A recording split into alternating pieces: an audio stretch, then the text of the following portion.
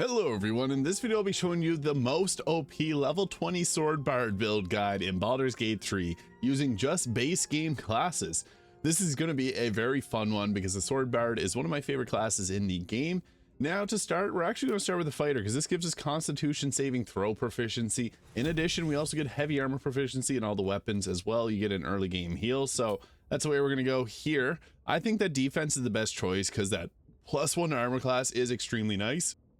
However, also going with archery can be a good choice too if you want to take sharpshooter down the road, or a great weapon fight if you want to use two-handed weapons, but defense is the best fighting style. It just gives us the most bang for our buck, especially early game as well. Now for our ability scores, we're actually going to build into dexterity and charisma, obviously being a very important stat for us. So we're going to put our charisma up to 16 here, and then we're going to go with 16 dexterity, 14 constitution, 10 intelligence, 10 wisdom. Now, the reason for this is we are going to be able to wear medium armor and have really good defense as well, decent initiative, and it pairs well with the weapon we're going to be using for this, or a few different weapons I'll show off. This just seems to be the best choice for the stat allocation. Now, I'll be going over the full build and then showing off combat and the gear choices as well. I'm just wearing a quick and easy outfit for this build, but I'll show you the best armor choices as well. And level 2, we get action surge. This is the big reason we're going to be taking the fighter. Now, level 2 is where we dip out. You can take some of the subclasses, a lot of cool subclasses that got added to the in-game mod manager, but I'm going to use base game classes, so we're going to switch into the bard here. Now, for our cantrips, vicious mockery is good, giving disadvantage on the enemy's next attack roll, and also mage hand can be pretty nice, and also minor illusion can be good for just grouping enemies together. For the spells, healing word, dissonant whispers. Thunderwave is actually very underrated because you can push enemies off of cliffs, and then for the last one we can go with long strider to increase our movement speed. That's really useful too, so that's that. And then for our abilities, I would recommend taking persuasion, and persuasion deception can be one of those two would be good, or even performance, but persuasion is just good for most dialogue options. Now level 2, we get ourselves the jack of all trades, giving half our proficiency bonus to anything we're not proficient in, and song of rest, giving us an extra short rest, which is very useful. For our next leveled spell that we can select, sleep is easy or decent early on in the game, but Tasha's hideous laughter will cause a target to go prone, so that's our choice there. And then at level 3 we get to choose our subclass. So naturally we're going to be taking the College of Sword, which gives us the slashing flourish, which is very useful. We can attack 2 enemies at once, and eventually we'll be able to add smites to these, which becomes crazy because we get a lot of spell slots. Now we also get a ranged slashing flourish, which is nice too. And we get another fighting style. So dueling if you want to use a shield, or 2-weapon fighting obviously if you want to use 2 weapons. We're going to go dueling because this just gives us more damage whenever we're wearing a shield. At level 4 we get ourselves another choice in cantrips, minor illusions, my choice, or friends if you're not on honor mode. For the spell selection at level 2, Cloud of Daggers can be nice mid-early game damage option, but hold person is just the best because this can be a concentration, and then attacks within 3 meters always critical hits. So lock an enemy down with hold person, attack and deal a bunch of criticals. That's the game plan there. We're going to take an ability score improvement, take our charisma up to 18 for better spell casting and also better dialogue options. So then at level 5 we get ourselves the Font of Inspiration. Bardic Inspiration is restored after short rest, and it increases to a 1d8. In addition to this, when we can take another spell like Glyph of Warding, which is pretty fun and useful. So that could be a move we could go with. Invisibility is also somewhat useful too because we can be pretty stealthy, and Fear is another good spell, and even Plant Growth because you can stop enemies from coming towards you. Basically you lay down Plant Growth and then you can do command and grovel them, which is really useful because you can just stop all enemies and let your teammates hit them. And then at level 6 we get our Counter Charm, and we get another choice in spell. I think Plant Growth or Fear are our best choices here. This will make the enemies drop their weapons, get disadvantage on attack rolls, which is really nice. We're going to go with this here. Now at level 9, or level 7, Bard, level 9 total, we get ourselves a level 4 spell. So Confusion can be pretty good, and Greater Invisibility is also really nice because this is a very effective invisibility spell. We're going to go with that there because it is really, really useful. And then at level 8 we get ourselves the choice of another spell here, Fear or Confusion. I'm going to go with Fear because we got a level 4 spell. This class actually does a bit of stealth too, which is crazy because this build is nuts. We're going to go with a 20 charisma here, and then for our next level we're getting close to magical secrets. We want hold monster. This is extremely useful for anything that's not a hold person. this will lock him down. So very effective against a number of enemies that we fight in the game. Now, Bard level 10, this is when things all start to come together for us. This is where we get some of the best features for the class. So we can take another cantrip friends or light, really doesn't matter too much. I'll go with another spell here, and dominate person can be a decent one for an enchantment spell. We get illusion or enchantment spells cast as bonus actions if you have the Band of the Mystic Scoundrel, so you can do like confusion, dominate person, and many others as bonus actions, which makes this extremely useful. So we're gonna go dominate person there. For our magical secrets, I really like the conjure elemental spell. This one just gives us so many great options. You don't have to take this. I'm also a big fan of Cone of Cold, but you also don't have to go with that. Banishing Smite can be nice for the 5d10 of force damage, but this does require concentration, so if you were to take something like haste, you wouldn't be able to cast them together. There's a lot of spells if you have the Mistress Spell mod, so you can get pretty crazy with that, but I'm going to keep this to base game spells, because I would love to take Steel Wind Strike. That's just one of the most effective choices here, but Spirit Guardian is another one, Hunger Vidar, haste, even like a Fireball, Lightning Bolt. I really like Banishing Smite or Cone of Cold, but this one does require concentration, and Cone of Cold can set up some nice... You don't have any spells that hit in a cone area, so we'll take that. And a Conjure Elemental can create water to set up extra damage on that. We can choose skill proficiencies, again, Persuasion and Intimidation being two of the best, so we'll go with those. And that's it for Bard levels. Level 10 is really when things come together. So the next levels that we're going to be taking are... The next class that we want to add into the mix is actually the Paladin, and the Paladin offers some very useful effects. It gives us the ability to smite, which is a huge buff to our damage because we got high level spell slots, higher than what the Paladin will get. So we can smite and hit hard, and we can also flourish and also smite. So there's a lot to like here. Of the subclasses, there's a few that we could go with. I do have some mods here like the Eldritch Hunt, which is really fun.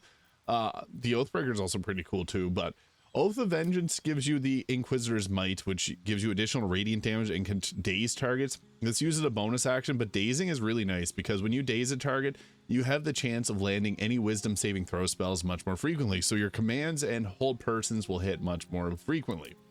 Oath of Devotion's not that great, deals damage to those that get hit with a melee attack. Healing Radiance can be good for healing targets with a bonus action. So that's additional 20 health, which can be nice. It's up to you. Inquisitor's Might can be really fun to use. It only lasts for 2 turns, but additional radiant damage and being able to daze targets is really good. So it's your choice between the two of them. I'm just going to go Oath of the Ancients. People typically say the Oath of the Ancients is a little bit better, but here's the big cheese. We got ourselves the Divine Smite. We also get ourselves a fighting style. So great weapon fighting can be good if you want two-handed weapon. We have the dueling and defense. So protection when you have a shield, impose disadvantage on an attack against your allies when you're within 1.5 meters. So just for a better ability to protect your team, you can go with that. But this build also works really well as a lone wolf, so you could also just take great weapon fighting and switch between 2 different weapons. Now with this, we got a lot of prepared spells. I would recommend just taking all of the smites, although Divine Smite's typically what you're going to want to use. Divine Favor can give you additional radiant damage, but that's not the best choice. Bless can be nice. Cure Wounds for healing, Shield of Faith for increasing armor class, or Heroism to gain additional health. It's really up to you. It's your choice there. There's nothing that's really dire that you need to take. So with that, we're going to now switch away. So we got 2 levels of Paladin, 2 levels of Fighter, 10 levels of Bard, and adding in the Rogue's really great. We get ourselves the ability to sneak attack. So if we have a finesse weapon, that can deal a lot of extra damage. And then we can also give ourselves a expertise in performance, and then expertise in something like athletics, which is nice to have. So we'll go that route there. And athletics will resist us getting shoved. We get bonus actions, cunning, action, dash, disengage, and hide, which is huge because we can use this to get around the battlefield a little bit more effectively. And level 3, there's 2 big choices here. So I really like the assassin for initiative, giving advantage on attack rolls against creatures that haven't taken a turn yet. Attack roll against a surprise creature is a critical hit, which is huge. So first turn we can do a bunch of criticals. And Assassin's Alacrity, quick as an alley cat in a dark, rainy city. You immediately restore your action and bonus action at the start of combat. That's really good. The Thief is also really good too, especially if you're in Act 3, because the Band of the Mystic Scoundrel allows you to cast crowd control spells as a bonus action. With an additional bonus action, that's additional crowd control. That's huge. So it's a tough choice. Assassin's going to be burst damage. Thief is going to give you much more longevity over the long term. I'm going to go with the Thief here, but again, Assassin's another really great choice. And then we're gonna switch out of this. It's kind of funny to keep switching, but this is how you can make it this strong as possible. Going with the ranger is going to give us some more spell slots. You can go with like the bounty hunter if you want to give targets disadvantage on ensnaring strike, or you can go with any of these other choices here. It's not really super necessary to pick any of them. Beast tamer will give you a fine familiar, but you can also take fire, cold, or poison damage resistance, which is really nice to have. And then we're going to take the gloom stalker because the gloom stalker adds a lot. Now we can take things like fog cloud for a bit of crowd or a bit of stealth, and then also hail of thorns, which can be nice. Absorb elements can be good too, because this will absorb an enemy attack and then deal damage with it on your next attack, so you can go that route too. We need another fighting style, so we'll take archery because we're running out of choices. And then with that level 3 choice, I guess we get to pick another cant or spell, and then we're going to go with the gloom stalker because this gives us +3 to our initiative. On the first turn of combat we get additional 3 meters of movement speed, and we get an extra attack which can deal an additional 1d8 of damage for a huge burst damage. We also get dark vision, and we also get the hide and umbral shroud and disguise self. So there's a lot there that is really effective. So what this is going to look like in terms of gear, I would recommend going with the medium armor of choice. It would be probably the armor of agility, because this will give us a 23 armor class, 26 with a shield, so we're pretty tanky. We can also take a different cloak which will give us 27 armor class. I personally like the Deathstalker mantle for turning invisible. That can be really good, so we're gonna go with that there. And for our weapon, I went with a Rhapsody because this gives us the ability to increase our spell save DC, which is really nice. And then we also get ourselves the ability to inflict bleeding if we're hiding or invisible, which we will get from the Deathstalker mantle. In addition, we can also go with the helmet of arcane acuity here, so whenever you deal weapon damage with an attack, you gain arcane acuity for 2 turns. So that is really nice because this will give us a huge spell save DC, so our spells will never miss. Band of the Mystic Scoundrel lets us cast bonus action spells, an illusion or enchantment, so we could do command or hold person, and then greater invisibility if we don't go invisible from Deathstalker mantle. So every turn we're pretty strong. Ring of protection for the extra armor class, Hellrider longbow for the +3 to initiative, which is nice. However, you can go with the Gaunter mail if you got it, because this will give us the ability to haste ourselves. Helldust gloves gives +1 to spell attack roll, spell save DC, and additional fire damage. So this is probably the best loadout. Again, other weapons you could consider. If you went with the evil route, Sharp Spear of the Evening gives you the ability to turn to make darkness at will, hide in the darkness and not be blinded, so that can be effective too. And also the Knife of the Undermounted King for early game. Infernal Rapier here for the ability to summon in a Cambion. Justiciar's Scimitar to be able to give a blindness to the target whenever you got advantage. So there's some good choices, and even like the Crimson Mischief will be good too. You deal additional piercing damage. If you're going with a piercing weapon, it's probably also best to, you can go armor of agility, but also adding in the ballast armor will double your damage. So that can be really effective as well. But it's entirely up to you which you want to prefer. This will give us more armor class, which is really nice, but the ballast armor will give us more ability to just shred everything down, and it gives us more initiative. So you can go that route, but our armor class will be 23 there. It's entirely your choice, but I'll show off the ballast armor because this will give us the most damage. Now, for what this will do in combat, we want to be stealthy for the most part, because that's just going to give us advantage in our in any type of combat encounter. Also, prepare your long strider in advance, and then also we're going to summon in. So I would recommend also taking a staff that's going to give you a free cast. Take your free cast and summon in an elemental. So the water elemental is good, the air elemental is good. You can go with whatever one you want. This has a healing spell, but also can create water for your other attacks, and then you can swap the staff back. So with that, we have this, which is really nice. And then also we can give ourselves the Raven from our summon spell. So that is also another good thing to have. We have so many things here, so just moving it around to find it. But being able to summon in the Raven is nice, because the Raven is just good for drawing aggro. Our Divine Smite's all the way over there. We have a full bar here of things. I can't find our little Raven pet, so we'll just run into combat. But you can pre-haste yourself. I'm not going to for this fight, because yeah, it's just, we're probably going to walk right over them. So we'll go into it. We have 2 bonus actions. So we'll get into our fight. We have a high initiative. First turn of combat. huge damage. The increased movement speed, we have 16 meters of movement speed. That's really nice. And then we can just go, oh, we're just shy of an attack. Of course we are. But we're still close enough to, we still have disadvantage. That's fine. This should hopefully deal a double damage. Yeah, 30 damage because we have the ballast armor on. So that hits hard. The ballast armor deals additional when there's piercing damage. And he doesn't have it, but we just guiding bolted him. And then we can also go with, we have our flourishes here. So you can go with the slashing flourish to do smites. Defensive flourish will give you increased armor class too, but slashing flourish will go bonk bonk, double attack, should take him out, and it did. And we still got attacks, and we also got the ability to cast some spells as bonus actions. Even Dissonant Whispers is a spell we can cast as a bonus action, so that is really good. We also can do bless if we wanted to bless ourselves. There's a lot of great options here. Unfortunately, we can't take anyone out here, but we're also invisible, so that's really nice. And we'll just move our summon in here. They're going to run out, and then we can, how long are you going to keep this up for? You can't find me. That's exactly what we want to have happen. So we're going to be quite stealthy here. Oh, hidden presence, nice. And he's going to dash right up to us. So we lost our invisibility. Not everyone has that spell, so you don't have to worry about that happening often. But yeah, we're about to show you the true meaning of this.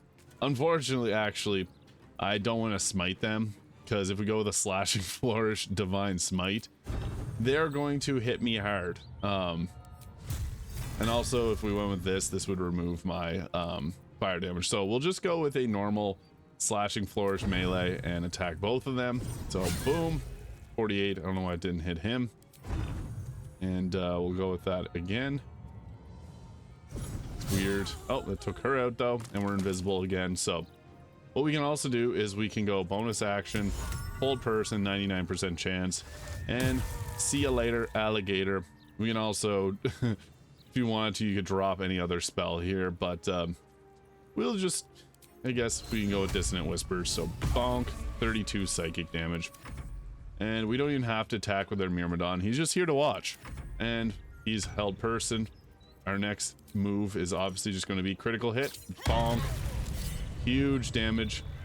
We took damage because psychic damage came, or we got a critical hit, so it automatically did divine smite. That's not normally going to happen that way. But we also got our Scarlet Feast, which will give us the ability to give a +3 to our stats there. We'll just short rest, and I'll show this off against any. I'll show this off against the guards, because it gets crazy when you start to combo different spells, especially if there's a ton of enemies. You could like hold person and then command a bunch of them, so full crowd control.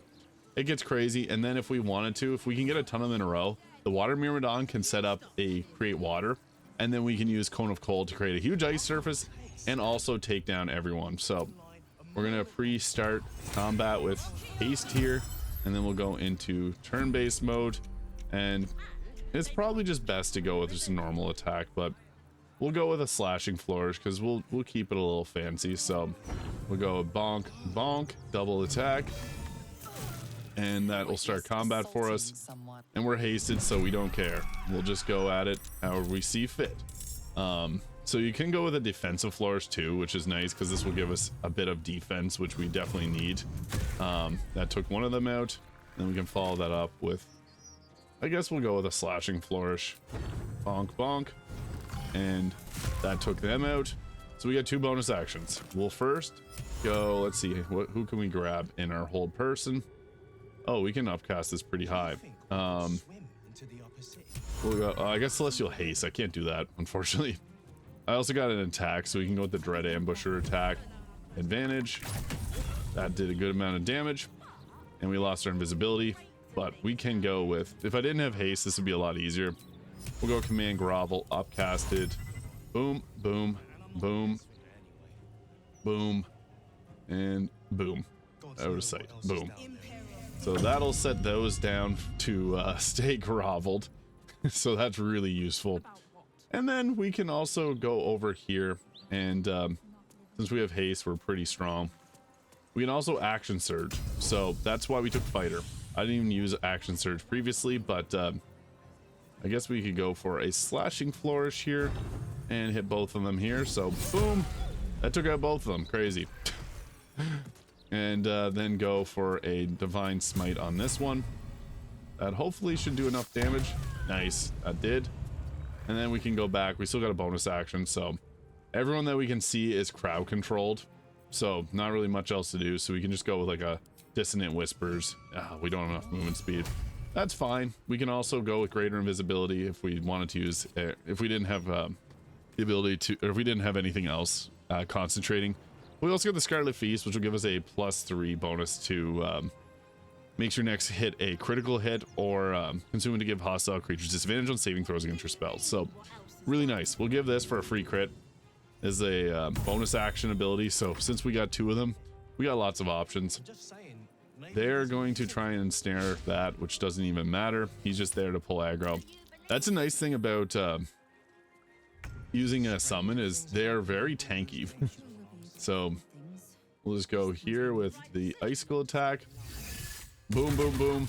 Oh, made ice. Nice, perfect. And then we can also teleport. That's another thing with the Myrmidons, they have teleport, so pretty useful. They're just recovering from their grovel, and they're going to attack my Myrmidon because I'm a little bit away from that. So you want to kind of kite enemies around with that as much as you can, because that will draw aggro as his armor class is lower. And then we come back into the mix, and I guess slashing flourish it away. We only have 1 use of slashing flourish left. Yeah, so I think the wizard's probably the biggest threat. We'll double hit the wizard. We may as well. It'll take them out. And critical, of course it was. And then we'll go with another ranged attack. This one will probably get taken out. Nice. And then we have a +10, +1 to spell attack rolls and spell difficulty class for each turn remaining. Helmet of Arcane Acuity goes hard. We also have haste, which gives a +2 to armor class. Scarlet Reminiscence gives +2 to spell attack rolls and spell save DC. So we got to look at our spell save DC. It's crazy. I guess we'll go. Ooh. Here it is. So we got a 32 spell save DC. So pretty much nothing can resist that. That is crazy. So we'll also get higher the next time we take out another target. So that's how we're able to land all of these without fail. So I guess hold person's not the move. We want command. Command's nice because it doesn't break your concentration. And I guess we'll go with 4, 1, 2. How many's left? There's 4 left. So command, grovel, grovel, grovel, and grovel. And it's also really, command can work really well. So we got that off on everyone, obviously. We also got another action too. So we'll see. We can hit him. Maybe I don't want to move too close because the mother brain will start making my character not happy. I guess we'll just attack with that. Haste plus this is really effective, and applying guiding bolt's also really nice. So the Gaunter Mail is probably the best choice. And then we also get another bonus action spell, so we'll hit them with this, and that took them out. Good. Yeah, this Bard is super OP. Like, you literally can't not deal a ton of damage with it. And then we'll just drop this here. Boom, boom, boom. And hopefully that does enough damage. Oh, we've created a slippy surface for them. Perfect. They'll just stand back up. We got our action back, and then we can just go with another boop-a-doop. Hit them with that.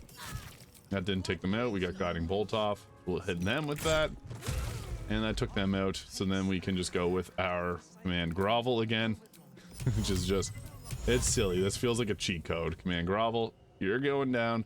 95% chance, so they still could commit. They could resist it. There's a 5% chance, but when we have huge arcane acuity, it's not likely. And we'll just blast them. Boom. Critical hit. I won't be able to hit them, I don't think. Oh, this is going to break my concentration. I didn't mean to do that. Oh, well, I was able to take him out. So yeah, that just shows how overpowered the Bard can be. It's pretty crazy. So yeah, I lost my oath, but that's fine because Oathbreaker's fine too. There's the most overpowered Bard in Baldur's Gate 3. If you found this video useful, please hit the subscribe button below. Thank you so much for watching. I hope you found this video fun or useful, and we'll see you all in the next video.